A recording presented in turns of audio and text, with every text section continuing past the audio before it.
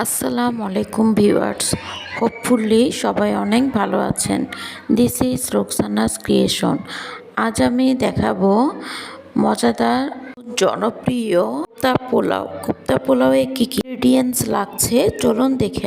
মুরগির বুকের মাংস স্লাইস করে কেটে ছেঁচে নিয়েছি। বাটা 1 চা চামচ, রসুন বাটা 1 টেবিল চামচ, টমেটো সস 2 টেবিল চামচ, পেঁয়াজ বেরেস্তা মেজারমেন্ট বাটি, জিরার গুঁড়া 1 টেবিল চামচ, মশলার গুঁড়া 2 টেবিল চামচ, মশলার গুঁড়া 1 টেবিল চামচ, হলুদ গুঁড়া 1 টেবিল চামচ, মরিচ গুঁড়া 1 টেবিল চামচ, মরিচ গুঁড়া 1 টেবিল চামচ, টেস্টিং সল্ট স্বাদ মতো, লবণ স্বাদ মতো এবং সেই সাথে সামান্য ধনেপাতা কুচি এবং নিচে পছন্দ মতো কাঁচামরিচ, যে যেটুকু ঝাল খান সেইভাবে দিবেন। আমি সব মশলাগুলো দিয়ে দিব।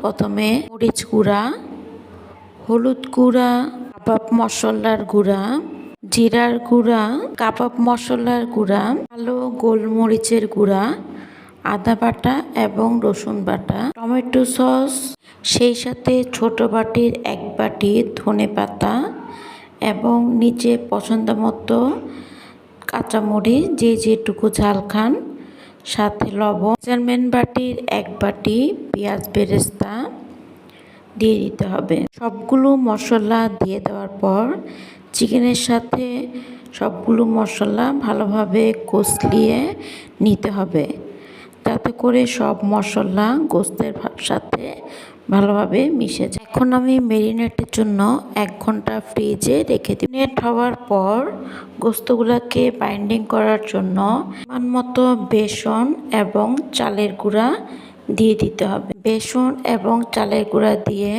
প্রায় 10-12 মিনিট ভালোভাবে মিশ্রণটিকে কষলে নিতে হবে, যাতে করে গোস্তটাতে একটু আঠালো ভাব আসে এবং ভাজতে সুবিধা হয়। এখন হাতে সামান্য তেল নিয়ে গোল গোল সাইজ করে নিতে হবে। আপনারা আপনাদের পছন্দ মতো সাইজ করে নিন। আমার কোপ্তার সাইজ রেডি।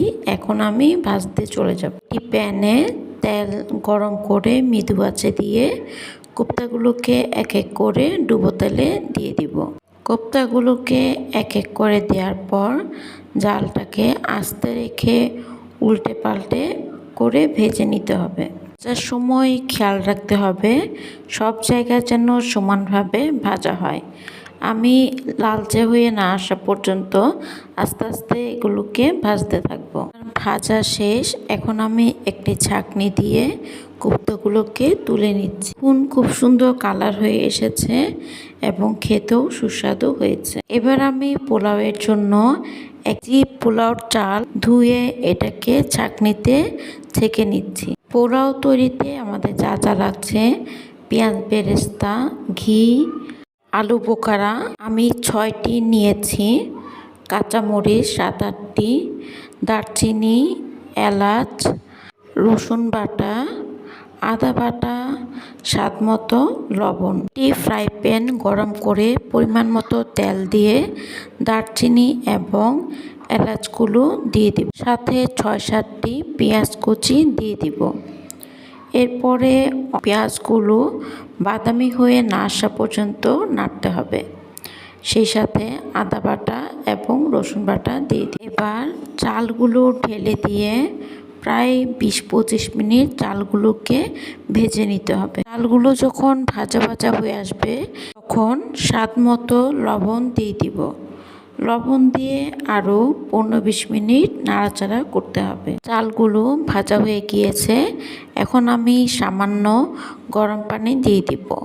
অবশ্যই খেয়াল রাখবেন পোলাওয়ে ঠান্ডা পানি দেওয়া যাবে না, গরম পানি দিতে হবে এবং একসাথে অনেক গরম পানি দিবেন না, আস্তে আস্তে গরম পানি দিতে হবে। এরপরে আমি আলু বোখরাগুলো পোলাওর উপরে দিয়ে দিচ্ছি, সাথে স্বাদ মতো কাঁচামরিচ দিয়ে ঢেকে রাখবো। পোলাওগুলো যখন অনেকটাই সিদ্ধ হয়ে যাবে তখন আমি উপরে ঘি ছিটিয়ে পোলাওগুলোকে ভালোভাবে মিশিয়ে নেব। আর রেডি করা কোপ্তাগুলো পোলাওয়ের উপরে সুন্দরভাবে সাজিয়ে দিতে হবে। কোপ্তাগুলো পোলাও দিয়ে কিছুক্ষণ দমে রাখলেই তৈরি হয়ে যাবে আমার মজাদার কোপ্তা পোলাও। সার্ভিং ডিশে নিজের পছন্দ মতো সাজিয়ে পরিবেশন করুন মজাদার ও জনপ্রিয় কোপ্তা পোলাও।